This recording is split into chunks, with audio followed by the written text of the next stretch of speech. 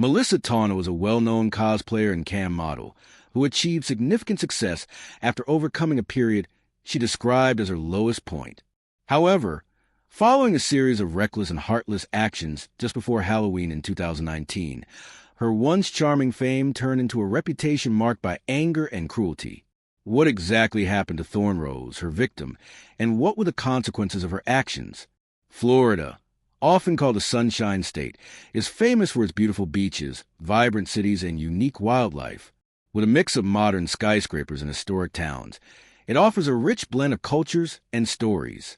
Beyond its tourist attractions, Florida has also been the setting for many strange and fascinating events, from puzzling disappearances to high-profile scandals. The state never seems to run out of mysteries. Tampa Bay, one of Florida's most renowned coastal areas, is no exception. It's here in Tampa Bay that we meet Melissa Rose Turner. Born on November 25, 1992, Melissa was a child of the 90s, just old enough to remember life before the internet, but young enough to adapt to its rise. Growing up in Florida, Melissa was an ordinary girl with a fairly comfortable upbringing. She loved movies like Baywatch and Evil Dead 2, had a passion for horror films, and was drawn to all kinds of fantasy. However, one aspect of her life brought her great sadness: her weight. By her late teens, she weighed around 250 pounds, 114 kilograms, which severely impacted her self-esteem. It also kept her from pursuing her interests, such as cosplaying. For those unfamiliar, cosplaying is an activity where people dress up in costumes and accessories to portray fictional characters. By the age of 18, Melissa was deeply unhappy with her life for several reasons. Although she had earned an associate degree in small business, she struggled to find a job. On top of her weight issues, she was burdened with over $26,000 in student loan debt. She felt depressed in nearly every aspect of her life. It was at this point that Melissa decided to take control and make a change. She found the courage to confront her problems head-on. Melissa completely transformed her diet and lifestyle. She began researching health and nutrition through blogs, forums, and articles. Over time, she achieved an incredible weight loss, dropping from 250 pounds in 2011 to 160 pounds by 2013.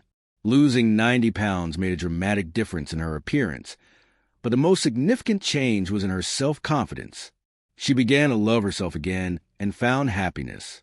In 2013, Melissa grew close to a man who went by the online name Sin. The two eventually started a relationship, marking Melissa's first serious romance. Around the same time, she became a professionally trained special effects and makeup artist. She also began cosplaying as her favorite characters. As Melissa became more fit and her cosplays gained attention, the number of positive comments about her appearance skyrocketed, boosting her confidence even further. Body positivity is important regardless of one's size or shape, but Melissa's confidence soared far beyond the norm, and you'll soon find out why. By 2014, Melissa's life had changed significantly. She had a new boyfriend, a supportive group of friends, and a growing online presence. While attending a party hosted by one of her friends, she met a woman who worked as a cam model. This introduction opened Melissa's eyes to the world of online adult entertainment and the potential earnings it offered. While she was already accustomed to the attention she received from cosplaying, becoming a cam model was an entirely different experience. It's similar to cosplaying, but without the costumes. Despite the differences, Melissa didn't hesitate. She began her journey as a cam model the very next day. Her part-time jobs at Great American Cookies and Hooters weren't providing her with the financial stability she needed, and her newfound confidence in her body gave her the push to try something new. She adopted the online username Thornrose and slowly built her career. Over the next few years, she earned enough to support herself financially. Being a cam model is one of those unique careers made possible by the internet. While it doesn't always involve explicit content, it generally refers to webcam performers who engage in such activities in exchange for money, gifts, or attention. Melissa found great success in this field, and her growing audience proved it. However, as she aged, her popularity began to wane, with younger models taking the spotlight. This led Melissa to explore new opportunities. I am Thornrose. You can call me Rose. I'm a cam model, an artist, and a fitness enthusiast. I love creating videos about my art, my daily life, and my fitness journey. My YouTube channel, where I shared all of this, was deleted. I'm hoping Twitch will become my new home, where I can post my videos, talk about my life, and showcase my artwork and cosplays without fear of being removed, she explained. Transitioning into an independent cam model, Melissa began producing her own themed adult films. Many of these films center around cosplay or horror, reflecting her love for all things spooky and macabre. Her independent website, thornrose.com, quickly gained traction. She also promoted herself on various online platforms and launched a Patreon page. These multiple income streams allowed her to earn thousands of dollars each month. A quick disclaimer: do not search for a name on Google. You'll find far more than you bargained for. While researching for this story, I came across a vast amount of content, though much of it isn't suitable for platforms like YouTube. Melissa's online business thrived for a while. In 2016, she and her boyfriend, Sin, decided to expand her career by opening a home studio. Models could rent the space and equipment for photo shoots for a small fee. At first, this seemed like a brilliant idea, creating a steady stream of income. However, over time, the workload fell heavily on Melissa's shoulders. Frequent arguments and allegations of abuse strained their relationship, leading to their eventual breakup. The business collapsed, leaving Melissa to navigate her career on her own. This was likely not the best timing, as in March 2017, Melissa underwent 2 surgical procedures, a cage dental implant and a facelift and tummy tuck. As the saying goes, when one flower dies, another blooms. In the void left by Sin's departure, another man entered Melissa's life. In the summer of 2017, Melissa Turner met and fell in love with Matthew Trussler. Born on January 11, 1994, Matthew grew up in Hopkinton, Massachusetts, a world far removed from the humid climate of Florida. Located 30 miles west of Boston, Hopkinton is a small, quiet town surrounded by nature, with a population of roughly 18,000. There isn't much to say about the town itself, but Matthew was described as a fun-loving, hard-working individual. He shared a close bond with his friends and family, and his love for animals was evident in countless photos. He adored his cats and dogs. Matthew studied at Westfield State University nearby and, after graduating, worked his way up to become a general manager at a local Italian restaurant. While things were going well for him, as a young man with ambition, it's no surprise he dreamed of more. By 2015, Matthew decided to make a change. With his brother Sean already living in Florida, he moved to Tampa Bay. This allowed him to spend more time with his brother and explore better career opportunities. He soon found a job at a technology company called Lantern Energy and later moved to Lead Foam, a company specializing in residential insulation. Of course, this move also led him to meet Melissa. By Christmas 2018, Matthew and Melissa seemed to be living one of the most exciting chapters of their lives. Not only had they been dating for a while, but their careers were also thriving. Matthew even appeared in several of Melissa's videos. After what appeared to be a healthy start to their relationship, the couple joined forces and bought a 4-bedroom, 2-bathroom house on White Bandway in Riverview, Florida, a significant achievement for their age. Located in the desirable community of Boyette's Farms, the house featured a garage, a garden, and even a fenced-in pool. They shared the home with 4 cats and an adorable puppy named Lanta. On January 11th, 2019, Matthew's 25th birthday, he took to Facebook to express his gratitude. A quarter-century later, I've got mortgage, a pup, full fur babies, and a wonderful girl. I am a happy man. I've also realized I'm getting older because instead of sleeping in, I'm up at 6:30 without an alarm. Social media painted them as a perfect couple, or at least close to it. After Melissa's breakup with her ex-boyfriend Sin, he allegedly grew jealous of her new relationship and even threatened them by pulling a gun on Matthew. Despite this, Melissa and Matthew appeared happy online. In September 2018, Melissa posted about how amazing her relationship with Matthew was, stating she was just as happy as when they first started dating. Both often expressed their love for each other, a detail that would later become significant. However, this doesn't mean their relationship was without issues. The couple reportedly argued frequently, and Matthew began distancing himself from his friends and family. His brother Sean described their relationship as toxic, and neighbors on White Bandway often heard them shouting at each other. While there's no concrete evidence to confirm the true nature of their relationship, it's clear there were underlying problems beneath their happy online facade. Matthew's Facebook profile eventually took a different tone. On September 23rd, 2019, he posted, "Don't be a fool and blame others. Fight your own war." His relationship status also changed to single, despite previously expressing his love for Melissa. This post might not have been about her, and perhaps he had always kept his status as single. We may never know. However, less than a month later, Matthew would be dead. What is your emergency? I woke up with my boyfriend. He was outside this morning. He's cold. He was just drinking. He's gone. I'm so sorry. Hello? I need paramedics. The date was October 18th, 2019, and the time was 8:45 a.m. Police officers responded to a distressing call from a property on White Bandway. Melissa had called emergency services for help. Her boyfriend, Matthew Trussler, had been fatally attacked. As officers arrived at the Turner Trussler residence, Halloween decorations adorned the front of the house. However, the festive atmosphere turned to horror in the backyard. Melissa claimed she had found Matthew dead on the patio. After screaming and attempting CPR, she realized it was too late. She appeared traumatized and in deep shock, insisting she had no idea what had happened to him. Sadly, medical intervention couldn't save him. Matthew was pronounced dead at the scene.